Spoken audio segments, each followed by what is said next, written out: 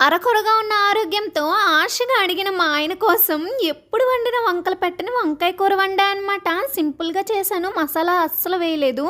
నేను పల్లీలు, జీడిపప్పు, నువ్వులు, ధనియాలు ఇంకా కొంచెం జీలకర్ర వేసుకొని ఫ్రై చేసుకున్నా. ఇవి వేసుకుంటే టేస్ట్ వస్తుంది.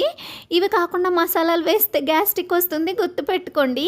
ఫ్రై చేసిన మిక్సీ జార్‌లో వేసుకొని ఆనియన్, అల్లం వెల్లుల్లి, చింతపండు, కారం వేసుకొని ఇంకా టేస్ట్ కోసం సాల్ట్ అయితే కంపల్సరీగా ఉండాలి. ఈ గుత్తి వంకాయలు ఆయిల్‌లో వేసినప్పుడు అయిపోయింది. నా ఫోన్ పని అయిపోయింది అనుకున్నా అనమాట.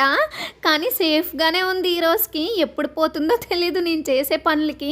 ఇంకా మనం చేసుకున్న పేస్ట్‌ని తీసుకొచ్చి ఆయిల్‌లో వేసేసి, ఈ ఆయిల్‌లో వేయకముందు మనం వంకాయలను ఆల్రెడీ ఫ్రై చేసేసాం కాబట్టి రెండింటిని కలిపి మూత పెట్టి మర్చిపోవద్దు.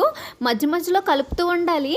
కారం, సాల్ట్ టేస్ట్ చూసుకొని సరిపోతే వేసుకోవాలి. సరిపోతే ఊరుకోవాలి. ఇంకా వాటర్ వేసుకొని కాసేపు ఉంటే ఇలా టెంప్టింగ్‌గా రెడీ అయిపోతుంది.